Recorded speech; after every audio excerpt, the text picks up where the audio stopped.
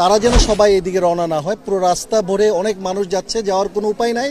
শুধু আপনারা বরং আমাদের জন্য আরও বেশি প্রবলেম ক্রিয়েট করছেন, কারণ একদিন পরে আপনারও পানি লাগবে। ওখানে পানি নাই, ড্রাই ফুড নাই।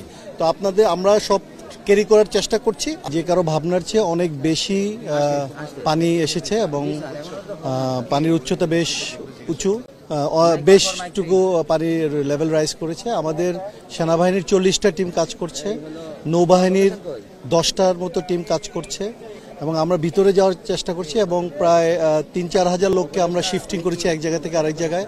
বাট পুরোপুরি তো আনা যায় না, একটা উঁচু জায়গা থেকে আর একটা উঁচু জায়গায়।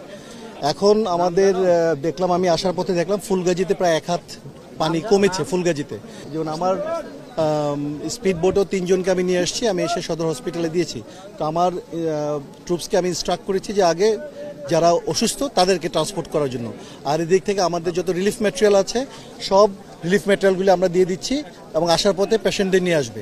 আমি শুধু একটাই জনগণকে অনুরোধ করতে চাই, যাদের প্রিয়জনরা আছে তারা যেন সবাই এদিকে রওনা না হয়। পুরো রাস্তা ভরে অনেক মানুষ যাচ্ছে, যাওয়ার কোনো উপায় নাই। শুধু আপনারা বরং আমাদের জন্য আরও বেশি প্রবলেম ক্রিয়েট করছেন, কারণ একদিন পরে আপনারও পানি লাগবে। ওখানে পানি নাই, ড্রাই ফুড নাই।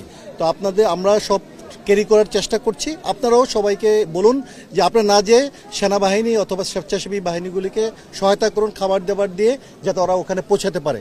আর যারাই এখানে আছে, আশেপাশে যারা আছে, এখানে যেন খাবার দাবার না দেয়। ভিতরে অনেক ডিস্ট্রেস মানুষ আছে, ওখানে খাবারটা দিতে হবে। পানির ফ্লো এখন রিসিডিং, পানির ফ্লো এখন কমে যাচ্ছে। হ্যাঁ, ফুলগাজীতে এক রাতে প্রায় 1 হাত পানি কমেছে। আমি যে রাস্তা দিয়ে পানিতে গিয়েছি, যেখানে আমার ক্যাম্প আছে ওখান থেকে ওই পানিটা সরে গেছে। So it is residing, but এখানে হয়তো একটু বাড়বে, কারণ ওই পানিটা এদিকেই নামবে। ঠিক আছে, সো এখন তাদের খাবার পানি দিতে হবে এবং ড্রাই ফুড দিতে হবে, আর যদি মেডিসিন নাই, 3টা জিনিস। আর যারা এখন ত্রাণ দিতে চাচ্ছে, যারা স্বেচ্ছাসেবীরা, তারাও আলাদাভাবে দিতে পারে। আমাদের ক্যাম্প আছে, ওই ক্যাম্পে দিলে আমরাও পৌঁছা দিতে পারি। সেনাবাহিনী, মাননীয় সেনাবাহিনী প্রধানের কাছ থেকেও, সম্মানিত সেনাবাহিনীর কাছ থেকেও অনেক ত্রাণ এসেছে, ওগুলি আমরা পাঠাচ্ছি, আমরা নিজের উদ্যোগও দিচ্ছি। আমার চোখে একজনও ক্যাজুয়ালিটি চোখে পড়েনি। আমার যেটা ব্যক্তিগত ধারণা যে ওখানে অনেক জায়গাতেই বিল্ডিংয়ে আমি দেখেছি, এক বিল্ডিংয়ে 200-300 করে লোক আছে। তারপরে যেখানে উঁচু জায়গাতে প্রচুর লোক আছে। তো আমার ব্যক্তিগত অ্যাসেসমেন্ট হলো ক্যাজুয়ালিটি অনেক বড় হওয়ার কথা না। যদি কোনো বৃদ্ধ বা কোনো অসুস্থ থেকে থাকে হয়তো হতে পারে, বাট এটা একদমই গেস। আমার চোখে একজনও পড়েনি।